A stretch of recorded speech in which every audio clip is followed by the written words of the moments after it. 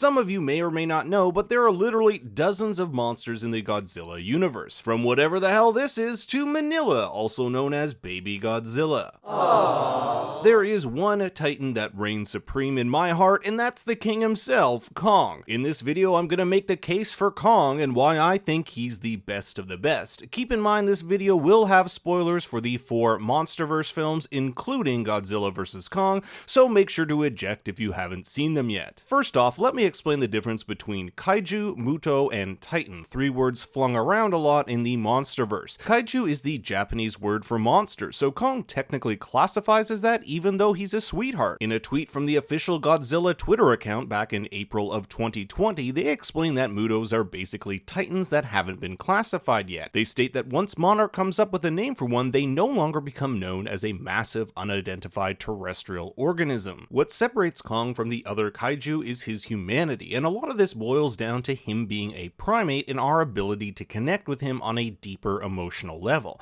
Heck, even in Godzilla vs. Kong, Gia here can communicate with him using sign language, just like Coco, the sign language gorilla. Coco understands spoken English and uses over 1,000 signs to share her feelings and thoughts about daily events. Oh, that's beautiful, Peter.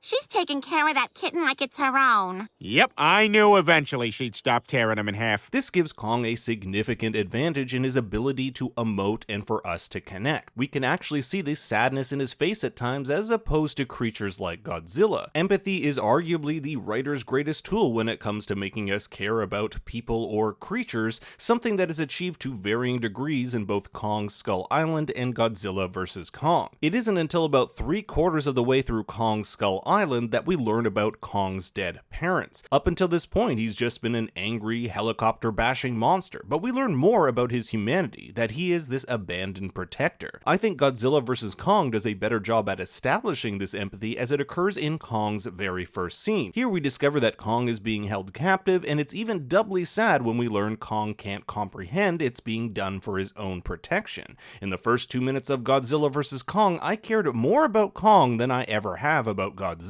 I'd even argue that I cared more about Kong in this movie than the human characters in it. While being taken against his will to Antarctica, we learn that Kong simply wants to go home in the hopes that he might find others of his kind. And who among us wouldn't want the same thing for him or for ourselves? That's what creates empathy. We don't get a lot of that with characters like Godzilla. They can't really emote as well. The closest another titan gets to that is Mothra in King of the Monsters when she sacrifices herself for Godzilla. Both Kong and Godzilla protect humanity, but the way they go about it is quite different. Godzilla basically comes along and kills whatever creature is threatening the world, then goes dormant. Kong, on the other hand, has been actively protecting his tribe for years. He's the type of guy that will cuddle you after. Kong is incredibly smart for a titan, being able to use a wide array of tools to defeat his enemies. In Kong Skull Island, we see him use a tree as a baseball bat and a giant propeller as a meteor hammer. This is expanded upon in Godzilla vs. Kong when he obtains the axe of his ancestors. His intelligence, matched with his strength and agility, make him a formidable match even for Godzilla. While Godzilla may be stronger than Kong, you bet your ass I'm still gonna be rooting for Kong. I also felt for Kong because, like him, I'm a lazy piece of shit. Whether it be stuffing my face with sushi, squid, sleeping all day, or scratching my butt, I relate to this more than Godzilla French kissing Muto. Now, Kong does have a dark side that we need to address: stealing women without their consent. Whether it be Princess Peach or film actress Ann Darrow, Kong needs to learn some boundaries, although I can see why the Monsterverse has steered away from these traditional Kong stories. To reiterate, this isn't a video about who is the strongest kaiju, it's who is the best, and I know I'll probably get a lot of hate from Godzilla or Mothra stans out there,